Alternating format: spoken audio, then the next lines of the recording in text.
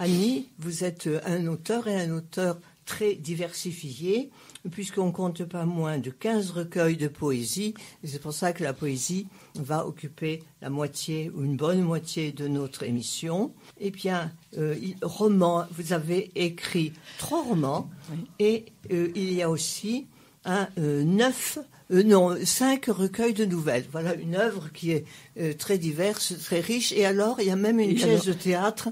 Je vous laisse la présenter là. Une pièce de théâtre qui a été publiée dans la revue Les Archers.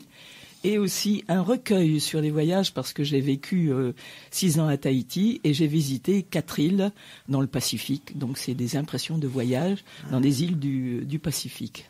Voilà. Et donc, Revue des Archers, je pense que tout le monde connaît, mais quelquefois ça va mieux en le disant. Et c'est par le Théâtre Tourski et par les amis de Richard Martin que j'ai eu le plaisir de faire la connaissance avec Annie Malochet. Voilà. Une très belle revue d'ailleurs. Donc, un mot, on a commencé, vous voyez, par l'œuvre, parce que c'est ce qui, évidemment, importe le plus. Ce n'est pas les détails biographiques, mais tout de même, comme vous avez dit, vous avez beaucoup voyagé et vous avez passé 20 ans au Vietnam. Et c'est là que un livre s'en inspire, Celle qui changea de nom.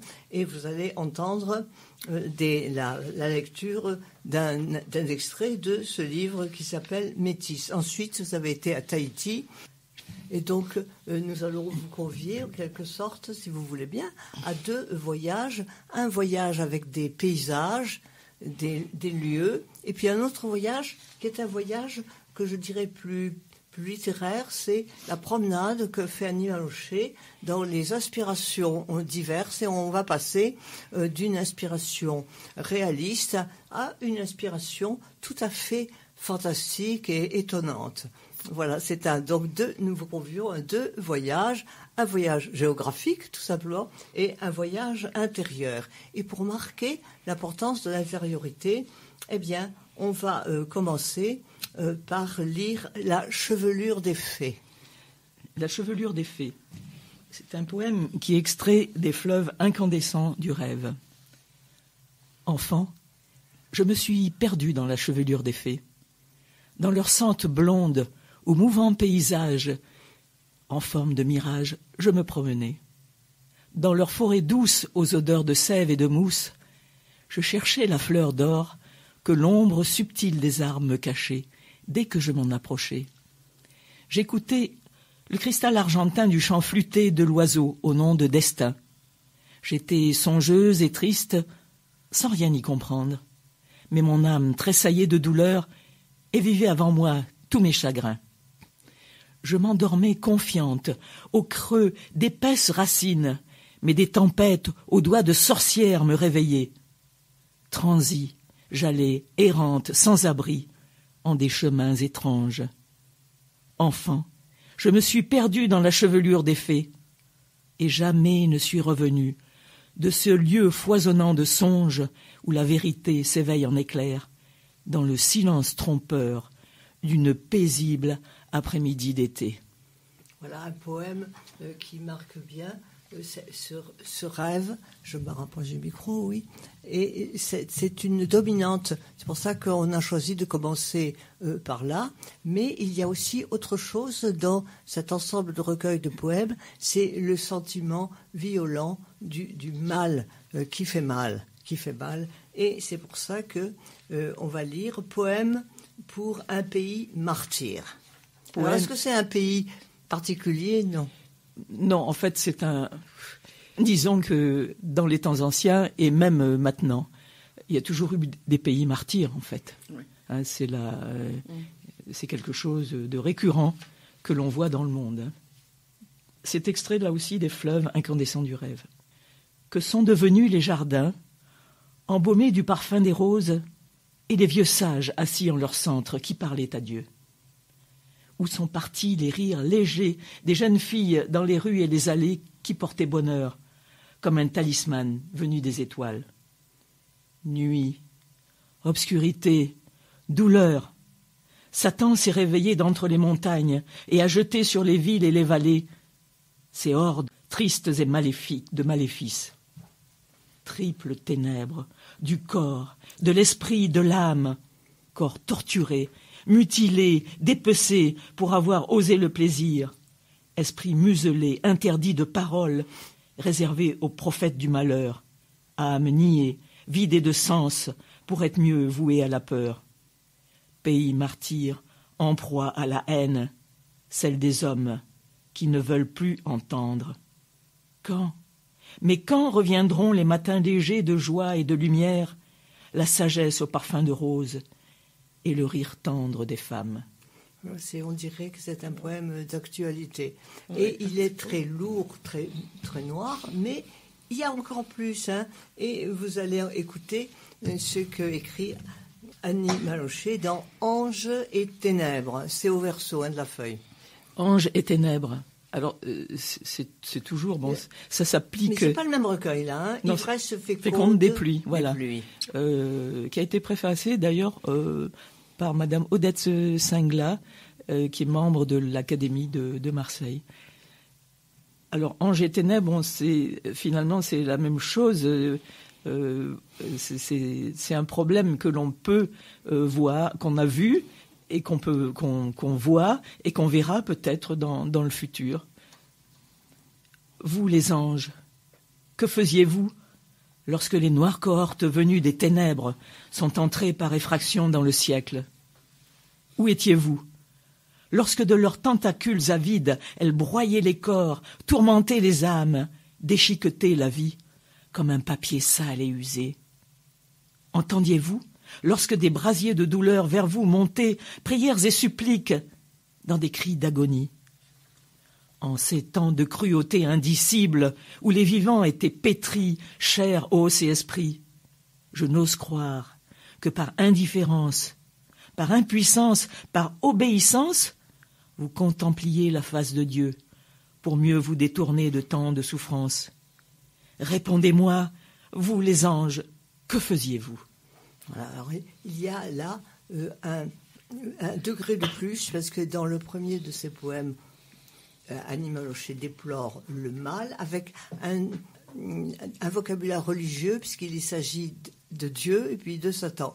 Et dans le deuxième poème que vous venez d'entendre, eh bien, elle s'en prend, elle s'en prend aux anges. Que faisiez-vous?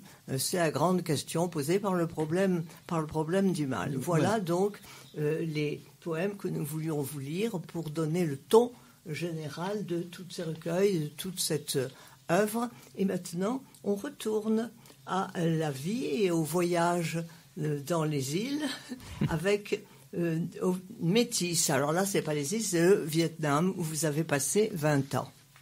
Celle qui a changé de nom. Oui, c'est extrait de Celle qui a changé de nom, qui a été d'ailleurs mise en scène au Comité du Vieux-Marseille et au Club Constantin Castéropoulos, parce qu'en fait, c'était une lecture, on avait pris 20 poèmes, et c'était une lecture à 3 voix, avec photos et musique. Métis. Je t'ai connue eurasienne, métisse, de langage et de corps. Tes larges avenues tranquilles parlaient de calme provincial dans la fausse langueur des tropiques. Puis tu changeais d'allure. Tes rues s'emplissaient de la clameur vrombissante de tes habitants, ondes sonores qui s'élevaient, giclaient, s'enflaient, tenaient tout l'espace, dans le bruissement continu de son flux de vagues. Et cette odeur de poussière mêlée d'encens, de fumée grasse appétissante des échoppes, de pourriture qui rappelait tes origines, toi la fille des arroyaux, des marais, que tu n'avais pas tout à fait oublié. Donc il y a un contraste, si vous voulez, entre la ville européenne et la ville asiatique à l'époque. Voilà. Les arroyaux, c'est un peu un vocabulaire savant, je suis allée regarder dans le dictionnaire ce que c'était. Ce sont des cours d'eau qui se remplissent seulement quand il y a des pluies. Oui, donc quelque chose qui montre la fragilité de l'eau. Et arroyo, c'est un mot espagnol, parce que les Espagnols ont été les premiers à venir dans le sud Vietnam. Ouais. Et alors, qui est celle qui a changé de nom? Eh bien, écoutez, est mystérieux. Le titre est mystérieux, ce n'est pas une femme, mais c'est une ville. Vous devinez laquelle? Dans le Sud-Vietnam. Alors, Saigon. Saigon, oui. Qui est passé à Ho Chi Minh Ville. Ouais.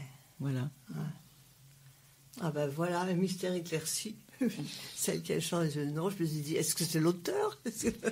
Alors, évidemment, c'est un peu mystérieux, je ne le dis pas, mais en lisant l'ensemble du recueil, on sait qui a changé. Oui, qui a changé mon ignorance, là.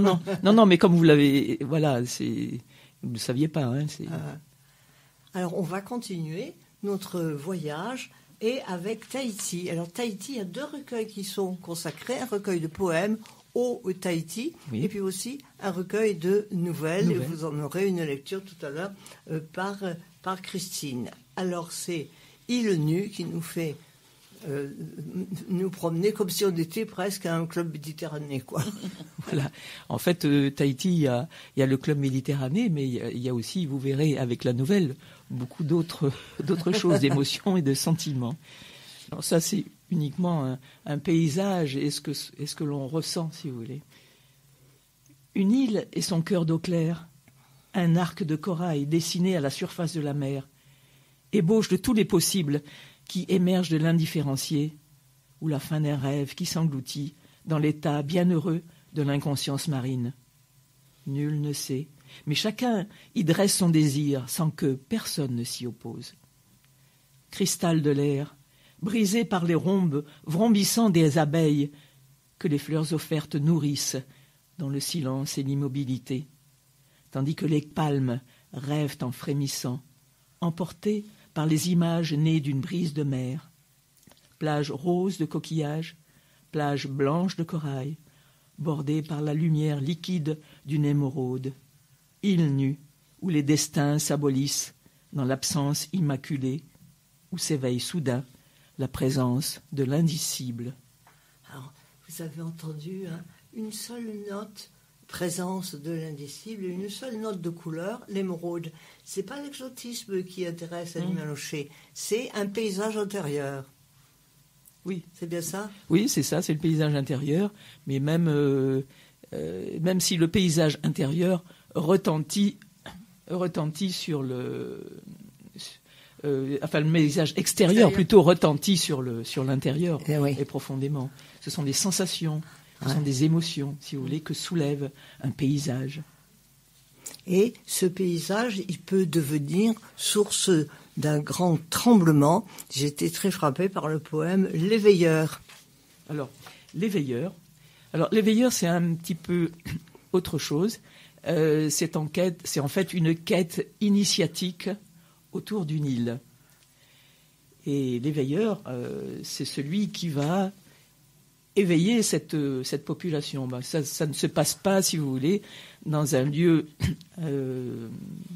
vraiment spécifique. Ça ne se passe pas dans un temps spécifique.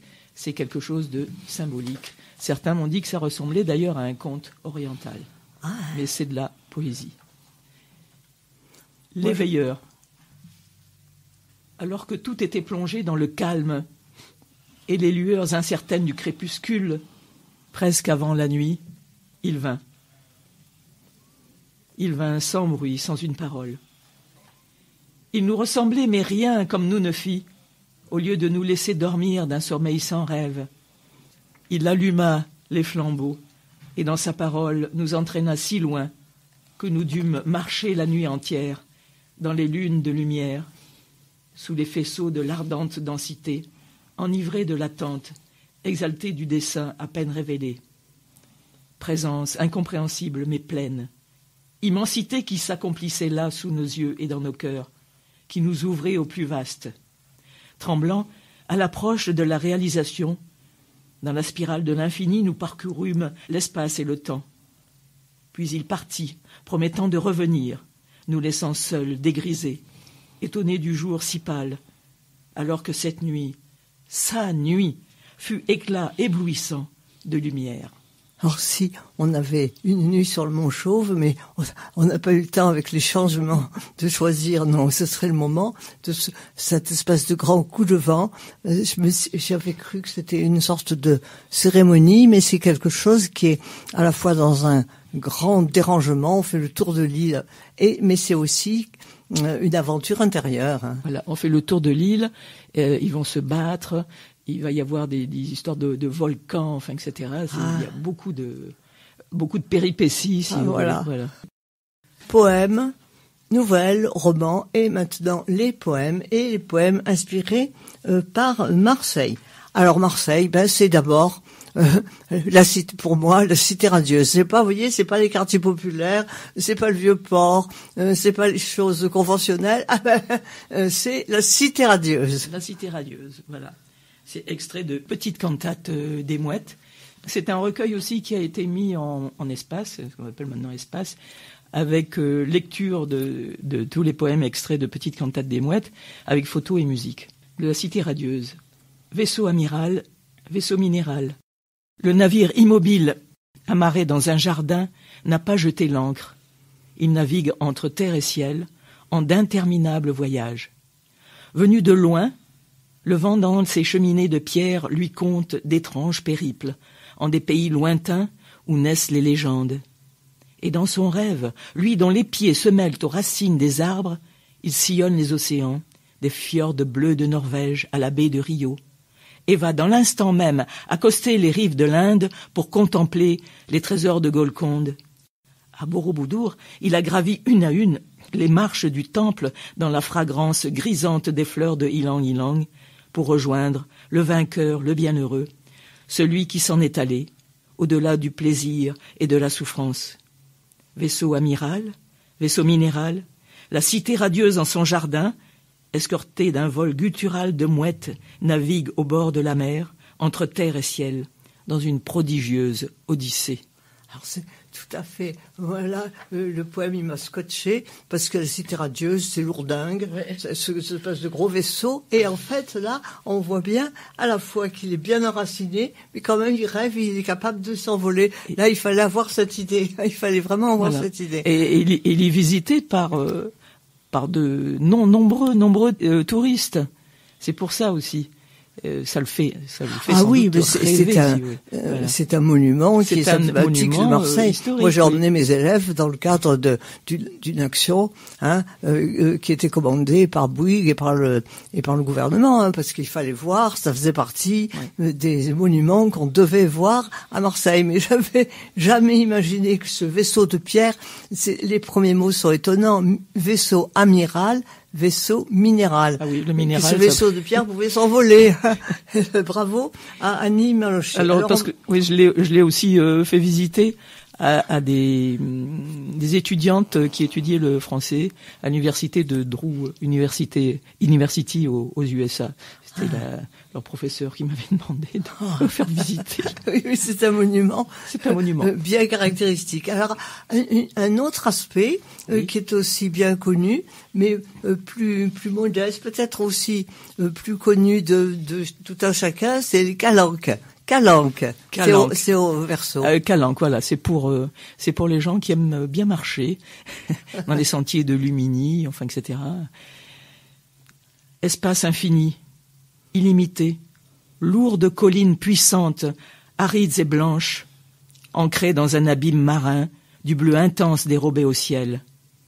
Et la mer, avec ses rides obliques, mystérieuses comme le secret d'un ogre. Immobilité, force et vacuité. Le silence tressaille sous le vent. S'effrite en bruissement doux au creux des buissons courts, répond aux insectes qui stridulent. Porte sur ses ailes la mouette aux cris rauques qui divague au ciel. La pierre, sous l'implacable chaleur éclate, fruit mûr en offrande aux divinités de la vie. Le soleil, dans sa fin de lumière, dévore l'obscurité, efface l'ombre et laisse un paysage frissonnant dans sa nudité première. Voilà, Calanque. C'est pas du tout le même univers que le vaisseau minéral et le vaisseau amiral, c'est plus perceptible à tout un chacun, mais c'est tout aussi imaginatif. Et c'est toujours tiré de la petite cantate des mouettes. On va passer à la présentation de poèmes d'un autre recueil, Fugue pour cornes de brume, vagues et bouettes. Rien que ça, un grand titre. où je personnifie, si vous voulez, quelques sites de Marseille. Alors le Pouce et puis Corniche. Et Corniche, voilà. Je ne suis pas un pouce, je suis le pouce. Sans fanfanterie, ne cherchez pas la main à laquelle j'appartiens. Moi-même, je ne l'ai pas encore trouvée.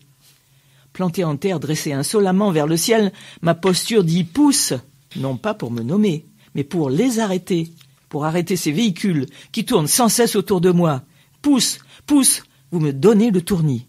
Mais rien n'y fait, et de vrombir, et de crisser, et de chuinter, ils ne comprennent pas mon exaspération.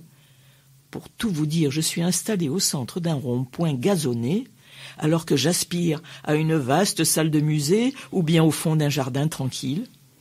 Qu'il m'est donc difficile d'avoir un créateur si connu et de porter sur tout mon corps ses empreintes digitales comme des stigmates. Allons, un peu plus de sagesse. On ne choisit pas toujours son destin. Alors, et Corniche, là, c'est autre chose. Corniche, tout le monde connaît la corniche. Hein, bon, voilà. Et peut-être moins aussi la statue qui est sur le bord de l'eau à Pointe-Rouge, qui représente une femme couchée et nue. Oui, effectivement. Et de toute façon, il y a de très belles plages sur le Prado même. Ouais. Et il y a des monuments, il y a des voilà. Il y a même un monument à Rimbaud que je n'ai pas pu tout à fait décrypter, mais bon. Corniche, c'est point d'interrogation. Cornicher, point d'interrogation. Corniche, plutôt cornicher. Corps de la ville, niché dans les premières vagues. La belle s'allonge, alanguie entre terre et mer. Sous son bras, de petites criques, le vallon des eaux réservé aux pêcheurs et leurs pointus. Sa tête repose sur la plage des Catalans, pour mieux observer les îles du Frioul, le château d'If, les petits bateaux se balançant sur l'eau par beau temps, les gros navires, soufflant dans leurs sombres cornes, entourés de brumes marines. Et le ciel, ses couleurs changeantes des matins bleus au crépuscule orange, ses nuits devenues étoilées par la grâce d'un grand vent. Ses pieds, les hommes les ont recouverts de sable et de pelouse sur les plages du Prado, pour s'y promener, s'y délasser. Corps niché en frontière, entre les libres espaces marins, où l'oraison de la clarté du jour rejoint l'infini de l'horizon, et les collines où le mystère de la nuit s'avance en coulée de 1000 points de lumière vers la mer. Ici, dire est vain, rien ne peut décrire la beauté, seule sa présence, intense, impalpable, s'impose, dans le silence des mots, à fleur de peau, à fleur d'âme. À fleur de peau, à fleur d'âme. C'est une invitation aux voyageurs à venir. Ce serait presque touristique. Oui, tout à fait. Oui. Mais voilà. Marseille est touristique. on voit souvent, d'ailleurs, les petits trains et tout ça sont bondés de monde. Il y a beaucoup de gens qui vont. Je regrette un peu le Marseille populaire, mais là, c'est un choix. Ce choix qu'a fait Annie Mélanchet, comme tu dis si bien, c'est une autre histoire de la ville de Marseille. Nous allons, et de la cité radieuse, nous allons passer à une toute autre cité, après un petit intermède musical, c'est la cité des plaines. Et c'est Christine qui va lire l'extrait. La cité des plaines, l'invincible armée. Nahir, touché par ses confidences, opina vaguement. Ainsi, Omi et Aramu, les deux vaillants militaires, s'étaient assoupis, ou pire, volatilisés. Ils pouvaient aujourd'hui se parer d'un passé glorieux qu'ils n'avaient pas su perpétuer. Ils ne s'entraînaient jamais, susurra Ému. Ils ne pensaient qu'au jeu d'argent et à courir après les femmes. Ils se battaient entre eux pour le plaisir, parfois jusqu'à la mort. Des officiers qui disparaissaient, paraît-il, en mission. Tout est faux. Ils se tuaient entre eux dans des combats singuliers dans les plaines arides. Les officiers morts restaient là-bas, tués, au champ d'honneur, dans une soi-disant escarmouche contre les barbares. Nahir, accablé, continuait d'écouter. « Pourquoi ne les quittez-vous pas ? Je connais leurs secrets, et si je les quitte, ils me tueront. Pis, je n'aurai aucune promotion. Je dois bientôt passer sergent. Il y a si longtemps qu'ils me l'ont promis. » Nahir écarquilla les yeux. Ému, n'avait-il donc rien compris ? Il espérait une promotion au sein d'une armée inexistante et une cité plus que moribonde. Il s'était tu soudain et mis en garde à vous. Le général Omi, jovial, s'avança vers Nahir, qu'il entraîna vers la salle. Voilà. C'était la cité des plaines, Juste c'est pas la cité ardieuse. Une petite explication. En fait, Nahir, l'héroïne, revient dans la cité des plaines qu'elle a été obligée de quitter à l'adolescence, chassée par les barbares, de même que tous les habitants de cette ville. Mais elle veut retrouver, si vous voulez, l'amour de sa jeunesse. Mais que va-t-elle retrouver ? Vous voyez déjà les militaires, enfin, il y a beaucoup de choses qui vont se décanter. Elle ne va pas retrouver ce qu'elle cherche, en fait, évidemment. Mais ça va être la vérité qui va éclater. C'est le désert des Tartares par Annie Manouché, ça. D'accord. Voilà. Ça s'appelle la cité des plaines. La cité des plaines. Mais pour moi, ça m'a fait penser. C'est ça, c'est un peu le... Alors, autre extrait aussi. Alors, celui-là, ça va nous changer de... Il est à la fois un peu rigolo, c'est la porcinité. La porcinité. La porcinité. Il y a une idée... Voilà, il y a une idée, c'est l'idée que la porcherie va être transformée en batterie. Les pauvres porcs. Les pauvres porcs se révoltent. Voilà. Et cet extrait il suffit d'un instant.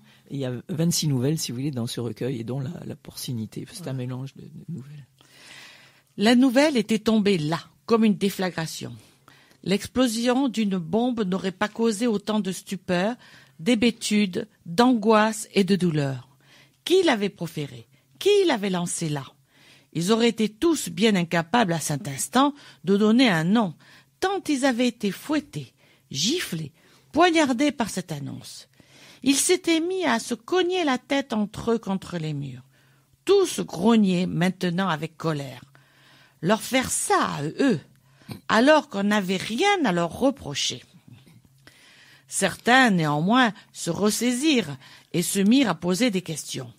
« Tu es sûr de ce que tu as entendu ? » ?»« Je ne l'ai pas entendu par hasard, c'est Petit Paul qui me l'a dit. » Petit Paul lui-même. Leur tristesse s'aggrava. Petit Paul avait un amour sincère pour Dougoré et ne lui avait jamais menti. Mais de qui l'a-t-il appris ? De son père, du Gentou. Ils se sont réunis, lui et ses voisins, avant-hier soir, et en ont discuté pendant plus de 3 heures, pendant le repas, après le repas. Les voisins sont repartis, il devait être près de minuit. Mais Petit Paul dormait à cette heure-là. Oui, sa mère l'avait mis au lit, mais il s'est relevé, a entrebâillé la porte, et accroupi derrière elle, il a entendu toute la conversation. Es-tu sûr qu'il a bien compris ? Ils essayaient de se rassurer, sachant tout au fond d'eux-mêmes que Petit Paul avait fort bien compris, puisqu'il était par ailleurs intéressé au premier chef par le sort de son grand ami Dougoré.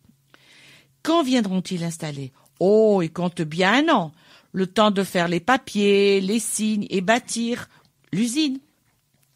Dougoré avait hésité sur ce dernier terme. Cependant, c'était celui-ci qui convenait réellement, mais il en eut lui-même un haut-le-cœur. Quelqu'un reprit tout haut comme pour bien s'en imprégner, tant il avait du mal à le croire. Ils vont donc construire un élevage intensif.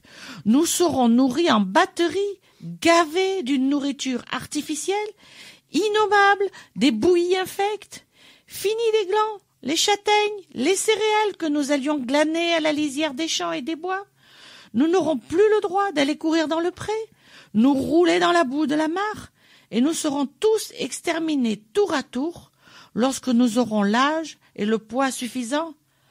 Adieu notre belle vie tranquille. Ils soupirèrent tous, certains sanglotaient. La porcherie n'était plus que chagrin et remue-ménage. Voilà. Merci. Alors, Dougoré, en fait, c'est un goré qui a un QI très très élevé et qui comprend ce que Petit Paul lui dit. Petit Paul lui lit parfois des textes, enfin, etc. Mais les 3 petits cochons, la classe de l'oncle Tom, enfin, etc. quoi. Et Petit Paul donc fait la liaison, si vous voulez, entre son père et puis les cochons, quoi. Parce qu'il ne veut pas qu'on transforme. Voilà. Et puis les cochons vont établir la charte de la porcinité. Ah, voilà. Ça c'est rien, dis donc. Ils peuvent y aller, oui.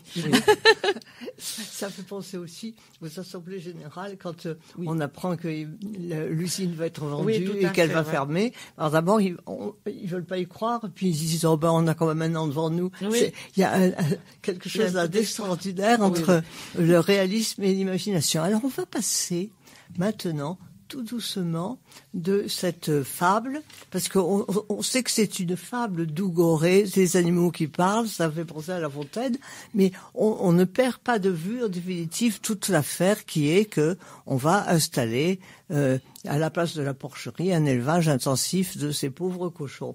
Et maintenant on va passer à quelque chose qui est différent, c'est le fantastique qui s'installe mine de rien dans le quotidien avec un mouvement imperceptible, et c'est le téléphone qui sonne bizarrement. Là, c'est dans le roman Le 13e arcane. Voilà, le 13e arcane. C'est un extrait du chapitre 1. Alors l'arcane, c'est le 13e arcane, c'est l'arcane du tarot de Marseille, hein, du tarot divinatoire de Marseille, parce que chaque carte a une image et a un numéro. Et le 13e arcane, c'est en fait l'arcane sans nom, hein. Alors quand on le voit, c'est un squelette. C'est un squelette, mais en fait, ça peut signifier la mort, mais aussi la transformation, les transformations possibles. Le téléphone sonna. J'étais seule à la maison. Je venais juste de quitter mon travail et de rentrer. Je décrochai. Allô, dit-il. Devient urgent de changer. Cessez de tergiverser. Cette voix inconnue d'homme qui ne s'était pas présenté, et cette phrase insolite me laissa un instant interdite. Puis je pensai à une conversation interrompue et reprise, une erreur certainement. « Vous vous trompez de numéro, répondis-je. « Non, non, je ne me trompe pas, et vous me connaissez parfaitement, mais vous feignez de m'ignorer. Quant à moi, je sais qui vous êtes. » « Et à qui croyez-vous donc téléphoner ?» Cette insistance commença à m'irriter et à m'inquiéter à la fois. À Marie-Pierre Desormeaux. Mon nom prononcé par cette voix, dont j'ignorais le propriétaire, me fit frissonner. Je ne lui laissai pas le temps de continuer. « Qui êtes-vous » L'homme esquiva ma question et continua. « Marie-Pierre Desormeaux, vous ne savez plus très bien où vous en êtes, en ce moment même dans votre vie. » Je sais mieux que quiconque. Il me coupa la parole cinglant. « Vous ne savez rien, et avant de raccrocher, écoutez le message que j'ai à vous transmettre. Il se résume en 3 mots. Changer sans tergiverser. » J'ironisais. « Changer quoi? De maison ou de coupe de cheveux? Gardez votre message et allez jouer au fou avec quelqu'un d'autre. Rien de plus facile que de prendre un nom sur l'annuaire. » Il rit, sans me répondre. J'attendais, je ne sais pourquoi, qu'il me dise « Bien joué !» ou qu'il poursuive « Mais rien !» Je l'entendais respirer au bout du fil. Je raccrochai soudain avec violence l'écouteur, me rappelant que mon prénom ne figurait pas sur l'annuaire. Alors, c'est à la fois, ça ressemble à un thriller, un roman policier, mais il n'y a pas de meurtre, il n'y a pas de policier, mais il y a eu une énigme, il y a eu une énigme, parce qu'elle va recevoir des tas de coups de fil, elle va aller dans des tas d'endroits pour essayer de comprendre qui est cette... Parce que les voix vont se diversifier, il va y avoir des voix d'hommes, des voix de femmes, enfin, etc. Donc elle sait plus trop où elle en est, quoi. Alors on vous dit pas la fin parce que on vous engage à lire le recueil de nouvelles. Et alors, ma préférée, je l'avoue, c'est le labyrinthe de Monsieur Dédale. Parce qu'au début on est dans un appartement avec les enfants, la femme, le mari, et puis soudain tout change. Oui, voilà. En fait, le labyrinthe de Monsieur Dédale, c'est une nouvelle issue des enfants du pouvoir. Enfin, le pouvoir avec un grand P, hein, c'est pas le pouvoir politique ni rien. C'est le pouvoir que les enfants ont pour transformer peut-être leur vie. Mais surtout, ces enfants personnifient les énergies aussi qu'on a à l'intérieur de notre corps et à l'intérieur de notre être. Hein, voilà. Et là, Monsieur Dédale, en fait, est concierge. Mais il a sous le travail à sa femme. Et il va surtout jouer aux cartes et boire un petit coup au bistrot du coin. Et il a 3 enfants, dont un enfant qui a un QI très très élevé et qui s'intéresse à tout, qui lit, enfin, etc. Et voilà que petit Paul crée un labyrinthe, parce qu'il a entendu l'histoire du labyrinthe. Voilà. Et puis son père s'appelle Monsieur Dédale.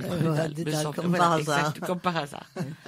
Antoine Dédale s'assit lourdement et commença à manger, satisfait d'avoir pu faire respecter son autorité paternelle. Madame Dédale déposa une assiette devant Paul, mais y joua de sa fourchette dans la sauce et n'avala que 2 ou 3 petits morceaux. Sa mère, entre haut et bas, l'encouragea à manger, mais Paul s'obstina dans son refus.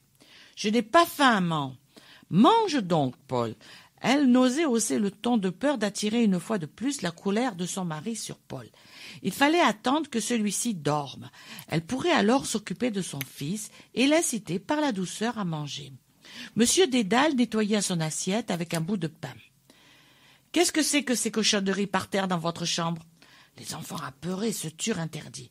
« Alors, ne répondez pas tous. »« C'est Paul, dit Louis, choisissant la facilité et la trahison. »« C'est vous 3, rétorqua vivement sa mère. »« Ne mens pas, Louis, je vous ai vu depuis ce matin. » Louis piqua du nez vers l'assiette. Mais Antoine Dédale se tournait déjà vers Paul. « Alors, Paul, qu'est-ce que c'est ?»« C'est un labyrinthe, pas ?»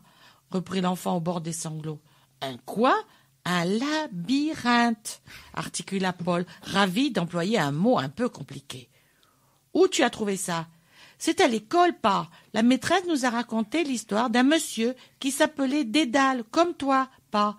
Mais il vivait il y a très longtemps, en Crète. Il y a construit un labyrinthe pour qu'on y enferme un monstre appelé le Minotaure. Mais un roi appelé Minos y a enfermé Dédale avec son fils Icare. C'est tout ce que tu as appris à l'école ? Qu'est-ce que tu chantes là ? C'est vrai, pas, affirma Paul, qui ne comprenait pas qu'on puisse mettre en doute ce qu'il apprenait à l'école. C'est encore une de tes plaisanteries, dis-moi, demanda Antoine Dédale d'un air qui se voulait finaud. Il s'appelait Dédale, comment de son pronom ? Il fit un clin d'œil à sa femme. Dédale tout court ? C'était tout son nom, et son fils, c'était Icare. Ils leur apprennent n'importe quoi maintenant, grogna-t-il, convaincu par le ton sincère de l'enfant. Dédale, sans prénom, et quoi déjà ? Il grommela, le nez dans son verre, puis après s'être majestueusement essuyé la bouche, se leva et se dirigea vers sa chambre, non sans avoir intimé l'ordre à ses enfants d'effacer du sol de leur chambre le labyrinthe litigieux. Voilà, et Dédale, passant, si vous voulez, les prescriptions de son fils, va rentrer dans le labyrinthe. Alors, on entre dans le domaine du pur imaginaire et on va voir une femme qui vole. C'est les rivages incertains du temps. Et ça, c'est un roman. Le pays du Durgas. Le pays du Durgas, c'est un des passages. Hein, Voilà, oui. Arrivée sur une plateforme, elle s'assit un instant, le visage ruisselant de sueur, en plein soleil, car il n'y a là aucun arbre pour la protéger. La terre, surchauffée par les rayons déclinants, brûle son dos. La poussière sèche qui la suit n'en finit pas de retomber en pluie fine et tenace. Elle éternue. Soudain, l'ombre s'étend de nouveau sur la colline. Elle est si grande qu'Aliéna, étonnée, lève les yeux au ciel. Sur l'azur se dessine en contour très net le corps d'une Durga, en plein vol, les bras le long du corps. Elle remonte vers le soleil qu'elle cache ainsi. Éblouie, Aliéna croit faire un rêve merveilleux et voit un être solaire. La Durga resplendit, auréolée d'une lumière brillante, telle une fée légendaire. Bien que ne cherchant plus à se cacher, Aliéna ne fait aucun geste pour attirer l'attention de la femme qui vole, se demandant si celle-ci, tout à ses évolutions, l'a aperçue. Mais rapidement, dans un redressement souple et vertigineux, la Durga disparaît du champ de vision d'Aliéna. L'effet est si fantastique que cette dernière s'interroge sur la réalité de cette apparition. Voilà. C'est pas la sorcière sur son balai, Non. c'est une femme qui vole, c'est extraordinaire. Nous ne sommes pas au bout de nos étonnements parce que il y a un paroxysme de ce que j'appelle le fantastique avec le tamarinier. Alors là, le tamarinier, c'est terrible ce qui arrive. Voilà. Qui sortent des nouvelles, métamorphose et métamorphose. Quelques heures de travail par jour lui suffisent, car l'argent que son père lui a laissé lui permet de vivre aisément pendant quelques mois encore. Mais bien souvent, au lieu de s'asseoir devant son bureau ou de sortir avec des amis de son âge, Hilda reste dans son jardin et s'assit immobile contre son arbre, le beau tamarinier. Les yeux fermés, elle rêve qu'elle est elle-même un arbre. Elle imagine plus qu'elle ne sent, le chaud soleil sur les feuilles, l'engourdissement du midi et le réveil au crépuscule, quand les rayons lancent leurs dernières flammes sur la terre. Elle croit sentir les gouttes de pluie tomber sur le feuillage et le rafraîchir. Elle peut entendre le bruit que font les racines en suçant l'eau de la terre molle et humide. De ses rêveries, elle ne dit rien à personne, c'est son bien. Mais de jour en jour, ses méditations sur l'arbre se font de plus en plus longues. Elle est maintenant certaine qu'un contact s'est établi entre elle et le tamarinier. Elle comprend de mieux en mieux cette immobilité et s'imprègne des images tout en sensations lentes que l'arbre lui transmet. Cette communication est si réelle qu'elle en ressent une grande joie et la conviction intime que le tamarinier a enfin appréhendé son désir, son besoin irrésistible dont l'origine lui échappe totalement. Et puis, Hilda ne rêve plus. Elle reste maintenant des jours entiers, assise contre l'arbre, les yeux ouverts ou fermés, remplis du rêve intérieur. Je disais que c'était terrible parce que pour moi, ça m'a rappelé une amie qui me disait, et elle est morte, devenir une plante. Mais en fait, c'est plein de douceur. Oui. Et la lecture l'a bien fait sentir. Hein. Elle devient un arbre. Elle devient un arbre, oui. Ah ouais. Il y aura quand même un destin un peu tragique, cet arbre. Oui, mais ça, bon. Ça, c'est au lecteur à vous. Voilà. Métamorphose, oui. de métamorphose. Eh bien, nous allons retourner à Tahiti. Et alors, vous allez faire une culbute parce que c'est pas du tout le paysage comme dans l'île nue. C'est quelque chose de tout à fait réaliste. Voilà, c'est la femme de ménage. Et l'extrait, c'est incompréhension. Le seau placé sous le robinet dégoulinait et les rigoles d'eau qui en débordaient sillonnaient le ciment et allaient se perdre dans l'herbe du jardin.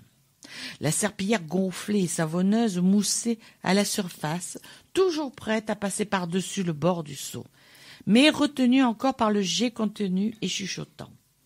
Monique grommela en colère. Elle n'avait jamais accepté cette façon de faire pour rincer une serpillière.